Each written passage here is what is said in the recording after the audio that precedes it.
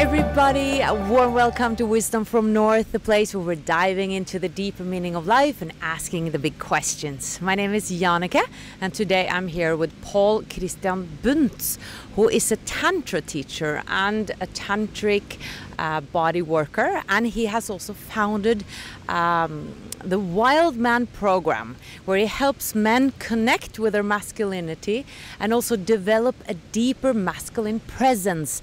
And that's what we will be speaking about today. Masculinity, masculine empowerment, which Paal is very enthusiastic about, and tantric sex, because they are connected apparently. Hello, yes. Paal, how are you doing? I'm doing very good. Good to be here with you. So I'm excited to speak about this topic because obviously I've been focusing a lot on feminine power, being a woman myself.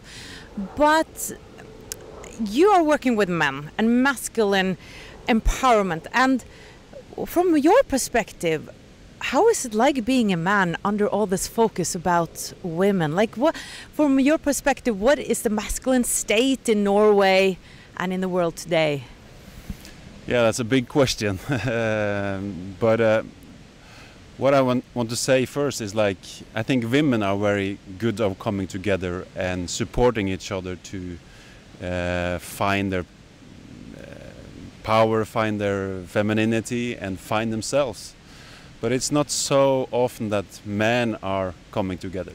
It's like we want, as men, we want to fix it ourselves. We want to kind of be strong in ourselves, not showing so much weakness and not talk so much about the weakness. We can talk about business, we can talk about money, and we can talk about women on more a superficial level. But to really going deep down and maybe show our insecurities and lack of confidence and lack of self-esteem and lack of good, healthy way of making love with women. And there are a lot of marriages and relationships which are breaking up, and that's, you see, like 50–60% of all marriages are breaking up. And I believe it's difficult to be in a relationship.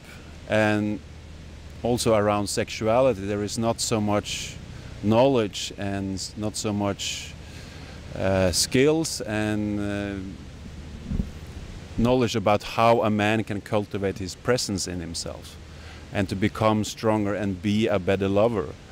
It's most guys learn masturbation maybe very early and the habits are not changing, and they're using the same methods when they are meeting women. So we are not really, we don't have our own, not so much knowledge and skills and tools. And but do you mean that we need some knowledge and tools, that this is not natural in a way? That we can't discover it naturally, but a man actually needs some guidance now in these days to connect to something deeper, because it doesn't come natural the way he performs with a woman in bed? Yeah, as I said, I think especially today, most men are living a busy life and want to success and want to be top of the game. But yeah, again, it's like we don't have knowledge. We use the same habits more or less as we had when we were young, and then we'll use porn in order to get some education, and that is not really what's serving both the men and also the women. So we need, like, tantric sexuality is around how to embody the sexual energy, how to keep it and circulate the sexual energy so you can last so much longer and be a better lover. And then it's more possible to have more intimacy with a woman, so that the women can open up and go into her femininity. Yeah, because when we are young, or guys are young, you're saying that they naturally go to porn to educate themselves. And I've also, we can't talk for everybody, but okay, that can be a tendency perhaps. And you've also talked about that it's actually not healthy for the energy for a guy to, I don't know if I say this correctly, ejaculate. Yeah. And I was interested in that. Can you talk a little bit about that? Because I've heard that football players, for instance, they can't have sex before they, or some, are not advised to have sex before they have a football game. And I thought maybe that is connected. Yeah, so football players and athletes have been knowing this for years, that it's not good to ejaculate too often, too soon, because we lose energy. And why is that? Don't you gain energy, or get grounded, or released, or relaxed, or? Yeah, you become relaxed afterwards, but you're becoming more like a sleepy, and so you kind of lose. And if you just think about it, with the sperms, and we are going to create life, we're going to create a baby, and if you like empty this energy out every day, or maybe more, twice a day, 3 times a day, or whatever, or many times a week, you lose energy. And then the man loses his power, he's losing his presence, which women likes most. And they want a man who has presence. But if he's making love or masturbating and empties sexual energy, he loses energy, and then he kind of slowly dies. And then the polarity in the relationship is fading away. And the woman often gets, where is the man I used to have? We had so much sex in the beginning, we loved to have sex every day, 3 times a day, but slowly this is fading away.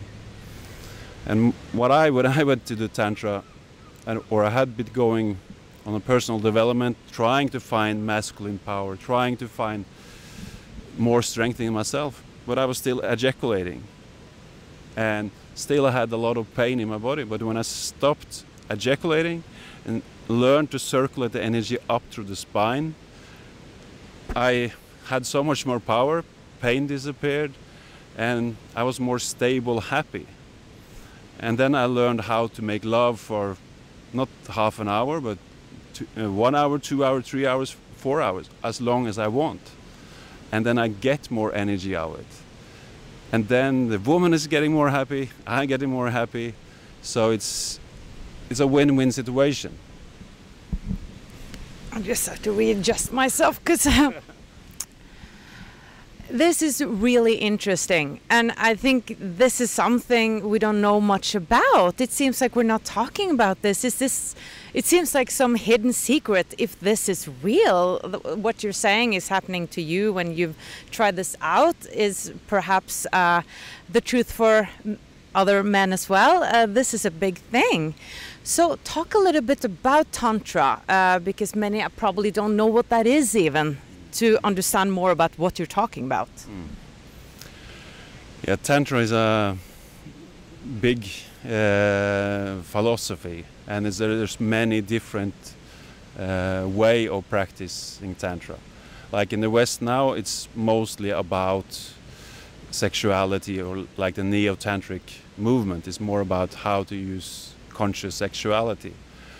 But Tantra is ancient, and is a lot of Hinduism, Buddhism, and I also believe the Gnostics and knew about how to, or if you think about religion, they know that in order to really come to God, you need your sexual energy. So then it's more like based on celibacy.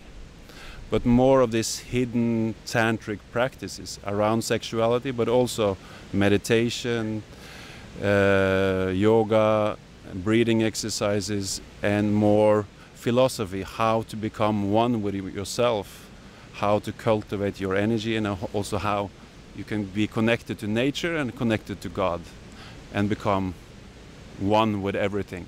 That's kind of more the practice. We're going to speak about the Wildman Program after, but I still want to go deeper into this. So how can a man connect or get a deeper connection with his body and his sexuality? And I know you were speaking about the full orgasm too, and you spoke about, you know, getting the orgasm up to your head or something, your crown chakra. This sounds like a bit magical to me. Can you talk a little bit about this?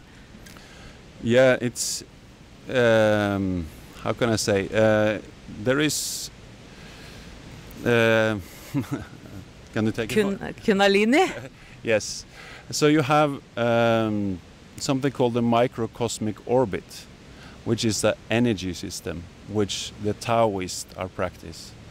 And it comes like from Qigong, Tai Chi. You talk about how to open up your energy channels, and also in the New Age around chakras, in order to get the energy to move more freely in the body. But there is like a primal channel which is going from the bottom of the spine up through the spine and around in the front side of the body. But is that the Kundalini energy that everybody's speaking about? Or am I confusing now? Yeah, it is. But what a lot of people saying, like, the Kundalini is not awakened yet. So the Kundalini is wakening up when there is free flow of energy.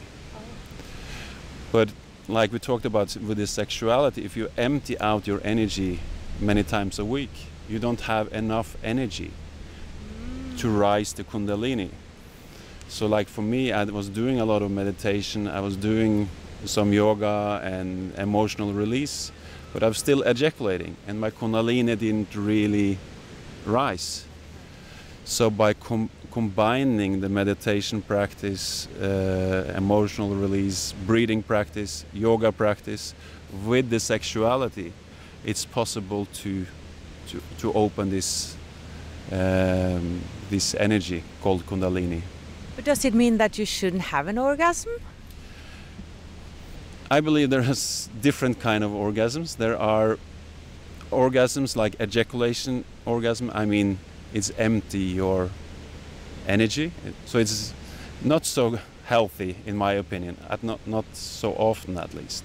There are different views on this, but there's not so much talked about how man can become multi-orgasmic. Yeah, and what is that?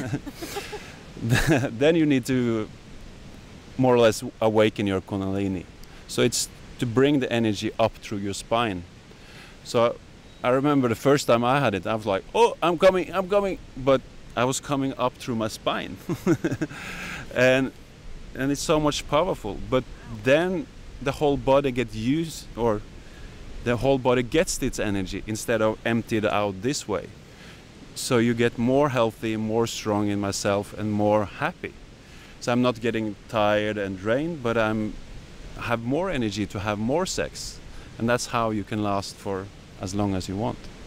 Can you come a bit closer? Not because we're speaking about this, but yeah, it's interesting to talk about this. I haven't done many interviews, but I bet many men are wondering now how you do it. Yeah. I guess we can't do, teach that in an interview, but maybe they can have a sense of what kind of tools or which way one can learn this. Yeah. First of all, what I do in the Wildman Program is that you make a commitment to not ejaculate for some time, like for 3 weeks. Just check it out for yourself, become your own scientist, don't believe anything of what I'm saying, but just try it out yourself. And if you manage to go, like, for instance, 3 weeks, check out and be aware, do I feel more energy, less energy after an ejaculation or the days after? So that's kind of the first step. And then the second step is to embody the energy in your body. What I do with my Wildman is to do them through some Wildman workout. So it's some physical workout?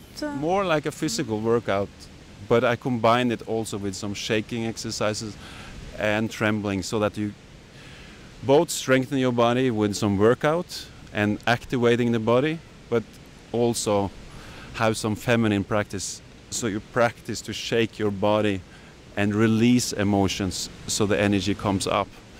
So in order to be a good multi-orgasmic man, you need to be strong, but you need also to be really feminine and embrace your feminine side. Because the energy, when it's coming up here, we are becoming more like women as well. So if I'm not relaxed in my bodily base, if I'm not breathing fully into my stomach and into my pelvic, I will probably not be able to manage it. So it can take some time and it takes some practice. Do you think that can scare men when you're saying that they become more like women or feminine? Yeah, we're gonna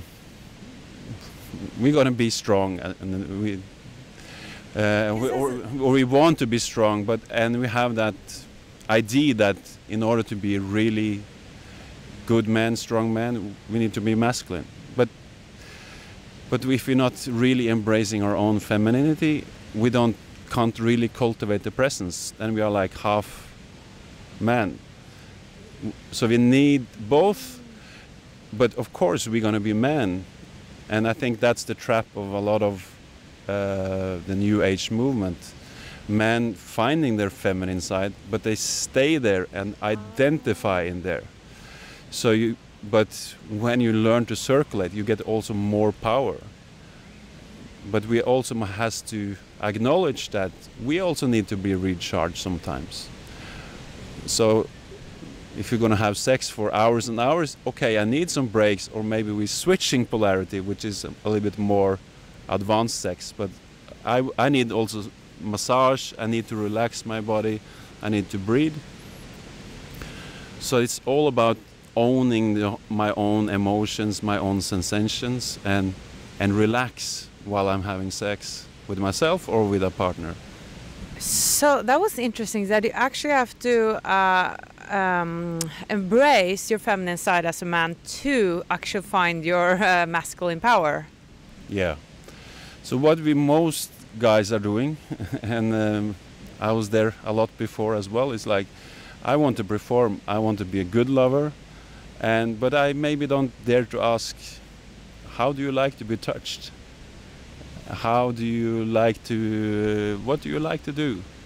We are feeling like I need to know what I'm going to do, and I'm going to take her there. Because you're afraid of being vulnerable. Yes, so I'm afraid of that. And because I'm afraid and I really don't know what I'm doing, or afraid of admitting that, I drive over my woman. So she doesn't feel really met in her sexuality. It's going too fast for her.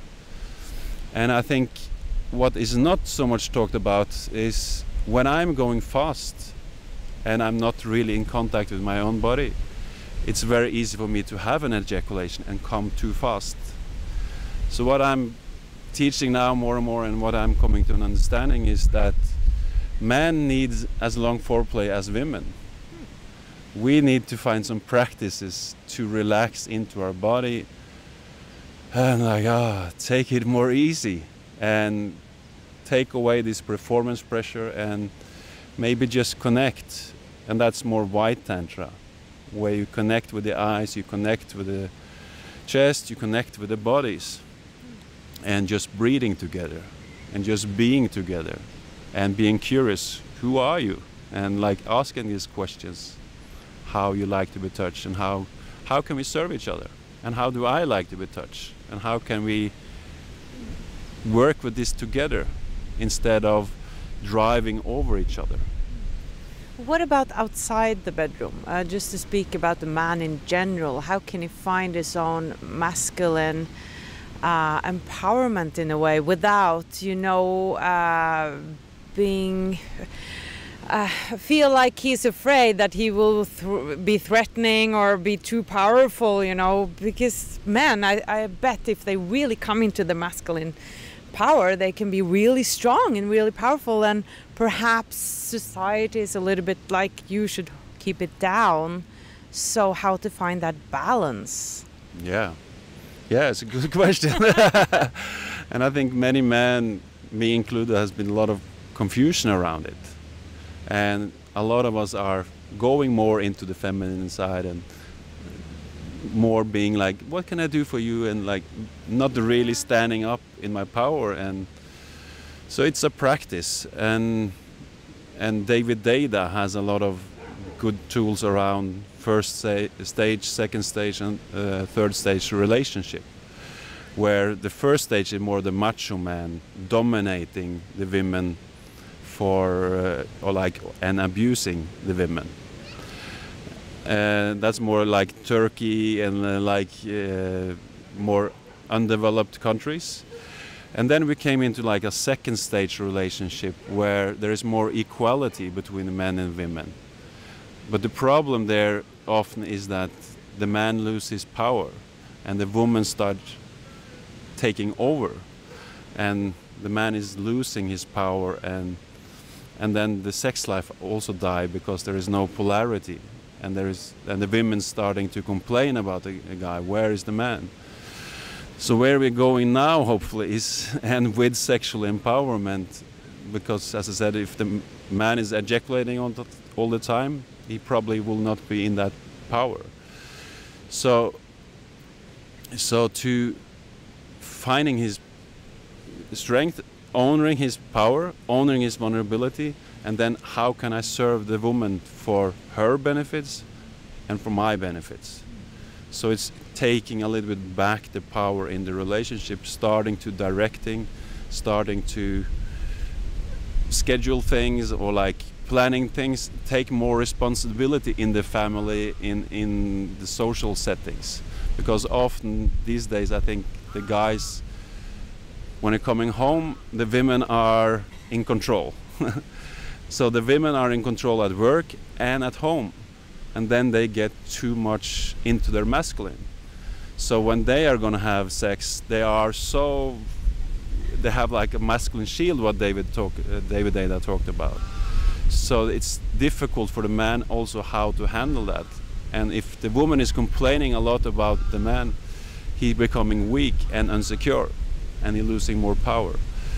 So to talk about these things and see how can we serve each other. Like if you're a woman, how can you serve the man to step into his masculine power? And how can I, as a man, take more control, that you get the man that you really want? And how can we cooperate and serve each other in that sense? And talk a little bit about the Wildman Program. I know it derives from this, I think it's a story, a fairy tale that you told me about, but that's a very long story. But can you tell us a little bit about what it means to unleash the wild man inside? Because to me, that seems like, isn't that scary? Like unleash the wild man, isn't that totally wild? What happens with the man then? But yeah, I'm curious to learn more about what that entails. Yeah. Yeah, and that's the story in the wild man as well, like that there is scary to find this wild man inside. And I think most of us are avoiding to go into our true authentic masculinity and to find it, because what is really here, and we are maybe learn that to bring this power out, or anger, or it's not allowed in the society and inside of myself. So the Wildman Program is a hero's journey where people or the man can get in touch with this power, and what I do is to take away a lot of addictions, take a lot of because addictions and short-time pleasure takes away our masculine presence. Addictions to anything? Yeah, it can be like sexual addiction, but it can also be Facebook, it can be social media, all things, and it can be sugar, it can be food, it can be a lot of different things. But because if I'm feeling some pain in myself and I'm always going on my Facebook or social media, or I'm gonna check out this woman here, so I'm starting to look for short-time pleasure. to get away from my pain. So to take away a lot of addictions and doing a practice, then you get more into, okay, what is really here? And then there can come some more power. But then combined with sexual power, combined with circulating energy, combined with having discipline. And I think discipline today is like a little bit not so good word, but to get discipline as a man, I need to have discipline in order to cultivate my masculine presence and daring to face things inside of myself, hurt, wounds, and get to know me myself and seeing myself and strengthen myself. Then I think I become more the man the woman wants to have. So that's what you're working on these workshops, because I know you have that, you go to these cabins and go into nature. So you work on addictions and then work on like looking at the wounds and expressing them perhaps, or getting really in touch with who you are. And then you teach them tantric sex then? Yeah, I do that, yeah. And we talk about it because, as I said, like, and we practice. Practice? Not so much touching on each other like deep sexually, but we show some practices to really be vulnerable and to talk about this. It's a huge taboo. To take off the mask of I'm the perfect lover, I'm the perfect, but honestly, it's. How are the reactions? How are the men changing that you work with? I'm curious to like what. Yeah, I mean there must be so many breakthroughs and so many men, you know, feeling that this is really a relief in a way. Yeah, it's a journey. It's to meet both the difficult parts, but I believe that in all difficulties and pain there is potential for growth. And when we are coming guys together and support each other to grow and to face what we need to face, we find so much liberation and happiness inside ourselves. We are proud from inside, not just from performance out there, but can feel like, okay, I'm home in myself. I feel more connected to my own heart, to my emotions, to you, to everyone, and that's amazing. And that's what I hear also, that, or my biggest, what I love most is like when women, or like in the last program there was one who's been together with a woman for a long time, and it's like, finally I got the man I was looking for, or I had in the beginning. And I feel he's so much more present, he's so much more happy, and he's so much more there with me in daily life, also when making love. And that's so much better for me. So if some of our viewers really want to check this out and they don't live in Norway, can they connect with you online? Do you have some online courses? Yeah, I have also developed the Wildman Program online. So it's a 10-week course where men are coming together, and I'm teaching through videos and through meetings like twice a week. And so we really can empower each other. Also online, it's possible. But I also do workshops more also where we meet. It's really inspiring, Paul, and it's great that you're doing this. There are not many men who are. I don't know many men in Norway actually who is doing it. I know all about these feminine power courses and everything. So thank you for that and for going your own way. It's always inspiring. Is it something you want to say in the end to our audience here? Is it something you want to close this interview with? Yeah. No, I think it's just an amazing potential for us to grow as men, as women, and in relationship. And to say that my topic is like around sexuality. Be curious with your sexuality and know your sexuality. And when you dare to own it fully, it's such an amazing life you can have, and and also relationships. So yeah, be curious on yourself and your sexuality, and dare to talk about these things and find information around this. And I would be happy to serve any of you men if you feel inspired. And he has a YouTube channel as well that's called The Wildman, or? Yeah, the Wildman Program. I advise you to check it out if you're curious about this. Thank you so much, and good luck with everything you're doing. Thank you very much. Nice meeting you. And thank you so much for watching, guys, and remember to subscribe to my channel if you haven't before. Much light from Oslo. Bye bye.